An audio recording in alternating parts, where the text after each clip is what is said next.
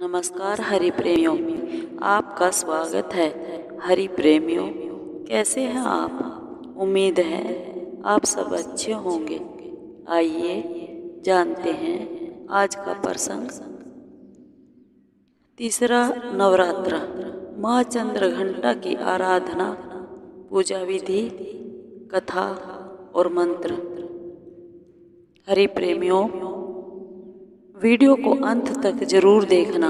अगर आप चैनल पर नए हैं तो प्लीज़ सब्सक्राइब करें और बेल आइकॉन जरूर दबाएं ताकि आप तक हमारे सारे नोटिफिकेशन पहुंचते रहे।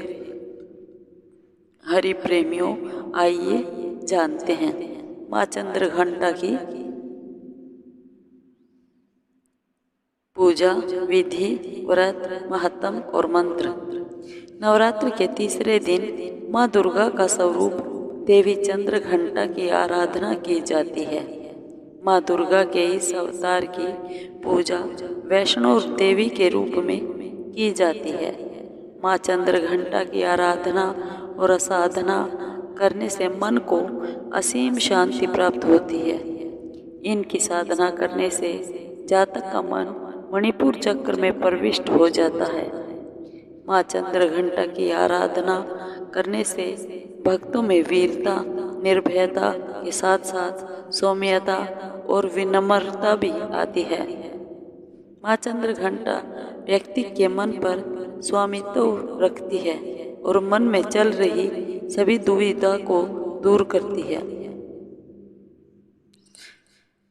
माँ चंद्रघंटा का स्वरूप, माँ चंद्रघंटा के मस्तक पर घंटे के आकार का आधा चंद्र है। इसी वजह से इन्हें चंद्रघंटा कहा गया है। माता के शरीर का रंग सोने के समान है और इनकी भक्ति से सभी देवगण और संत भक्तजन के मन में संतोष प्राप्त होता है। माँ चंद्रघंटा का प्रिय वाहन सिंह है और ये अपने 10 हाथों में खड्ग, तलवार, ढाल, गदा, त्रिशूल, चक्र, धनुष लिए हुए हैं। पौराणिक कथाओं के अनुसार प्राचीन समय में देवताओं और असुरों के बीच बहुत लंबे समय तक युद्ध चला। देवताओं के स्वामी भगवान इंद्र थे और असुरों का स्वामी महिषासुर था। जब युद्ध समाप्त हुआ तो महिषासुर ने देवताओं पर विजय प्राप्त कर ली और इंद्र का सिंहासन हासिल कर स्वर्गलोक पर राज करने लगा। महिषासुर के आतंक के कारण सभी देवतागण परेशान हो गए थे और इस समस्या का हल निकालने के लिए वे देवाधिदेव महादेव, ब्रह्मा और विष्णु के पास गए। सभी देवताओं ने त्रिदेव को बताया कि राक्षस महिषासुर ने इंद्र, चंद्र, सूर्य, वायु और अन्य सभी देवताओं के अधिकार छीन लिए हैं और इन्हें बंधक बना लिया है, स्वर्गलोक में रख दिया है। महिषासुर के अत्याचार के कारण अन्य सभी देवता पृथ्वी पर विचरण कर रहे हैं और उन्हें स्वर्ग से निकाल दिया गया है।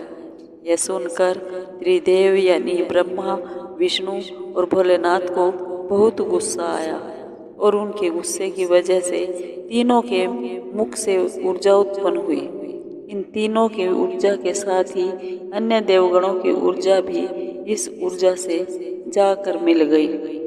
उसी ऊर्जा से वह एक देवी का अवतरण हुआ और उन देवी का नाम चंद्रघंटा पड़ा। भगवान महादेव ने माँ चंद्रघंटा को त्रिशूल और भगवान विष्णु ने उन्हें चक्र प्रदान किया। इसी प्रकार सभी देवी देवताओं ने उन्हें अस्त्र शस्त्र भेंट किए। भगवान इंद्र ने अपना वज्र और ऐरावत हाथी से उतार कर एक घंटा दिया।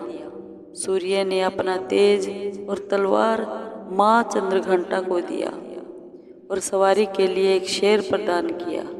इसी वजह से इस ऊर्जा का नाम देवी चंद्रघंटा पड़ा। देवी चंद्रघंटा ने महिषासुर का वध किया था। जब देवी चंद्रघंटा महिषासुर के समक्ष आई तो वह समझ गया था कि अब उसका काल यानी मृत्यु आ गई है।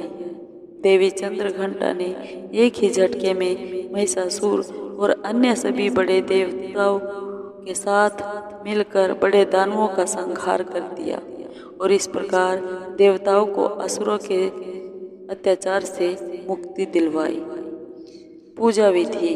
नवरात्रों में सुबह जल्दी नहाकर माँ चंद्रघंटा का स्मरण करें और उन्हें प्रणाम करें। इसके बाद माँ को स्नान कराएं। स्नान कराने के लिए कलश में शुद्ध जल भर ले और उसमें थोड़ा सा गंगा जल मिलाए। साथ ही कलश में चावल, सिक्का और सुपारी डाल दे। इस जल से माँ को स्नान कराए। स्नान कराने के बाद माँ चंद्रघंटा को पीला फूल चढ़ाए।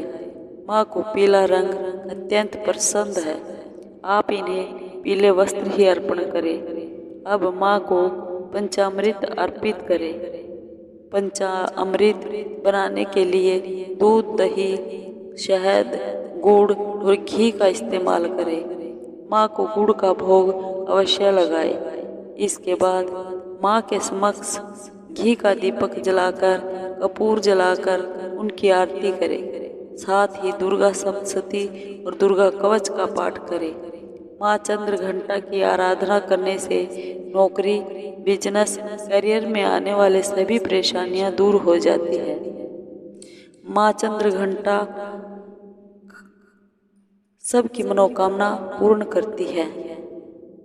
माँ चंद्रघंटा का मंत्र है ओम देवी चंद्रघंटाय नमः। इस विधि से माँ चंद्रघंटा को सिंदूर, अक्षत, गंध और धूप पुष्प अर्पित करें। हरे प्रेमियों, ये वीडियो आपको कैसी लगी? अगर आपको वीडियो अच्छी लगी हो तो लाइक कीजिए, शेयर कीजिए और कमेंट जरूर कीजिए। सब्सक्राइब कीजिए। धन्यवाद।